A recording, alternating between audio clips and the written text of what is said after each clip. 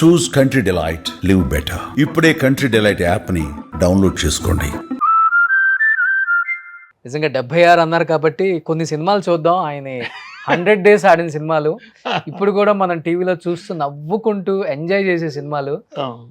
అమ్మో బొమ్మో ఏం చెప్తారు ఒక్క మాటలో ఎక్స్పీరియన్స్ ఈ సినిమా? ఇది యాక్చువల్ గా గురువు గారు తీద్దాం అనుకున్న సినిమా అండి. ఆయన నా డైరెక్షన్ లో ఆయన తీద్దామని ఓకే తీయలేకపోయారు పాపం పరిస్థితుల వల్ల. ఓకే తర్వాత నేను మా చుట్టాలకు తీశానండి ఈ సినిమా. అత్యద్భుతమైన అనుభవం ఏంటంటే దాంట్లో అప్పటికి గ్రాఫిక్స్ లేవండి, మనకి డబుల్ ఎక్స్పోజర్స్ అని ఉండేవి మనకండి. అవి తీసేవాళ్ళం కష్టపడి. కానీ గ్రాఫిక్స్ లేకుండా డబుల్ ఎక్స్పోజర్ లేకుండా రామదాస్ పాడ్జే అని ఒక ఆయన బాంబేలో ఉన్నాడండి. ఆ పపెట్స్ తయారు చేస్తాడు. ఓకే ఆయన శ్రీమతి పెద్ద షాపు. ఈ మరాఠీ సినిమా అండి ఒరిజినల్. మరాఠీ సినిమా వాళ్ళే చేశారండి. నేను వాళ్ళనే కాంటాక్ట్ చేసి తీసుకొచ్చానండి. వాళ్ళే ఆ బొమ్మల్ని నడిపించడం చేయడం అది ఇది ఇలాగా దారాలు కట్టి చేసేవారు సార్ వాళ్ళు. ఓకే ఇప్పుడు బాంబే నుంచి తెప్పించారు అవి? బాంబే నుంచి అండి. ఓకే ఆ బొమ్మలన్నీ బాంబే బొమ్మలండి. ప్లస్ దాన్ని హ్యాండిల్ చేసిన వ్యక్తి రామదాస్ పాడ్జే.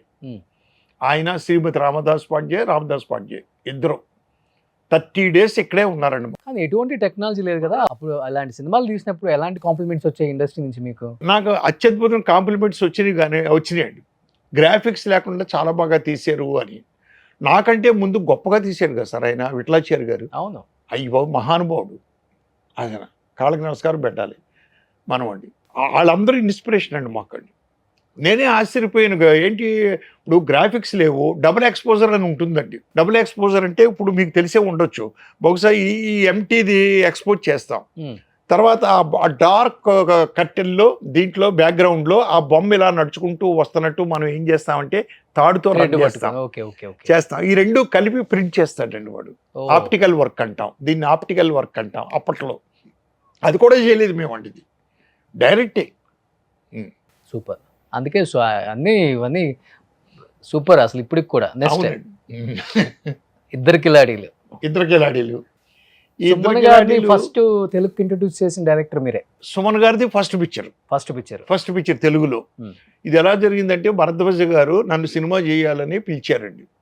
తమ్మారెడ్డి భరద్వాజ ప్రొడ్యూసర్ అని దీనికి వెళ్ళిన తర్వాత ఓకేనండి ఎవరు హీరోస్ అదే చూడాలంటే భానుచంద్ర అయితే ఒకడు ఉన్నాడు, ఇంకొక హీరో కావాలి మనకి ఎలాగా అంటే భానుచంద్రని అడిగితే అప్పుడు భానుచంద్ర గారు చెప్పాడు, బాలు మహేంద్ర గారి సినిమా ఒకటి చేస్తున్నాం మేము, సుమన్ అని ఒక ఆయన నేను, చాలా బాగున్నాడు, కరాటే వచ్చు ఆయనకి, అతనైతే బాగుంటాడు అని చెప్తే మేము వెళ్ళి అతన్ని కలిసి అక్కడి నుంచి అతని ప్రదర్శన చూసి అతన్ని ఎంగేజ్ చేసామండి.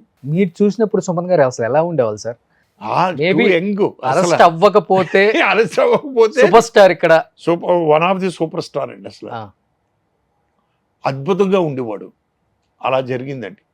అలాగే జయసుధ గారి విషయం గ్రేట్ అండి. ఏంటంటే జయసుధ గారు ఈ సినిమాలో చేయదగ్గ క్యారెక్టర్ కాదు. ఆవిడ ఒక ప్రాషూట్ అని ముద్రపడినటువంటి క్యారెక్టర్ అండి అది. ఓకే. కానీ భరద్వాజ్ గారికి వాళ్ళకి, లేకపోతే భరద్వాజ్ గారి నాన్నగారికి ఆవిడికి ఉన్నటువంటి ఎఫెక్షన్ మీద జయసుధ గారు ఒప్పుకున్నారు. అలాగే మా కాంపౌండ్లో మాకు బాగా అటాచ్మెంట్ అండి జయసుధ గారు. ఓకే. దాసర్ గారి కాంపౌండ్లో మురళీమోహన్ గారు కానీ, మోహన్ బాబు గారు కానీ, జయసుధ గారు కానీ, అందరూ దాసర్ గారు యూనివర్సిటీ నుంచి వచ్చిన వాళ్ళమే కదా అందరూ. సో ఆ ఎఫెక్షన్ మీద చేసిందండి ఆవిడ. ఓకే. ఆవిడ ఒరిజినల్గా దాంట్లో ప్రాస్టిట్యూట్ ముద్రపడినటువంటి వ్యక్తే తప్పించి ప్రాస్టిట్యూట్ కాదండి. అది క్లైమాక్స్లో మనం రివీల్ చేస్తాం. అవును. సో ఇది ఒక గొప్ప ఎక్స్పీరియన్స్ నాకు ఈ సినిమా అండి. ఓకే. ఇప్పుడు ఫస్ట్ మీరే ఇంట్రడ్యూస్ చేశారు కాబట్టి తెలుగులో, అసలు సుమన్ గారి క్యారెక్టర్ ఎలా ఉండేది, వ్యక్తిగతంగా ఎలా ఉండేవాళ్ళు, అసలు పర్సన్ గురించి ఏం చెప్తారు మీరు? అప్పుడు ఎలాగ ఉన్నాడు, ఇప్పుడు కూడా అలాగే ఉన్నాడు సార్. ఏమి తేడా లేదు టోటల్గా. అప్పుడు తెలుగు ఎక్కువ మాట్లాడేవాడు కాదు, ఇప్పుడు తెలుగు ఎక్కువ మాట్లాడుతున్నాడు ఆయన చక్కగా. అంతే, చాలా బాగా నేర్చుకున్నాడు ఆయన తెలుగునండి. ఓకే. గొప్ప విశేషం ఏంటంటే ఆ రోజు నన్ను గురువుగారు అని పిలిచాడు, ఈ రోజు గురువుగారు అని పిలుస్తున్నాడు అండి ఆయన. నన్ను ఇంట్రడ్యూస్ చేసింది ఆయనే, రేలింగ్ గారు అని చెప్తా ఉంటాడు ప్రతి సభలోనూ. భరద్వాజ్ గారి పేరు, నా పేరు, టు బి ఫ్రాంక్. సో మనిషిలో మార్పు రాలేదండి ఆయనలో టోటల్గా.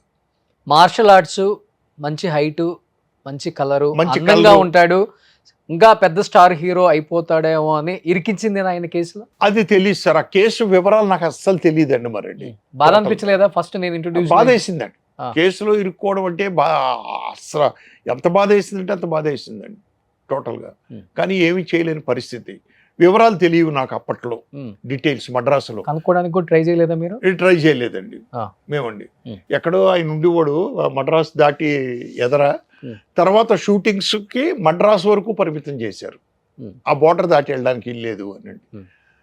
అలా జరిగిందండి. ఒకటి చెప్పండి సార్, నిజంగా అది బ్లూ ఫిలిం కేసా లేకపోతే ఆయన బలి చేయాలని పెట్టిన కేసా? నిజంగా బ్లూ ఫిలిము అనేది ఆయన నేచర్ కాదు సార్ నాకు తెలిసి.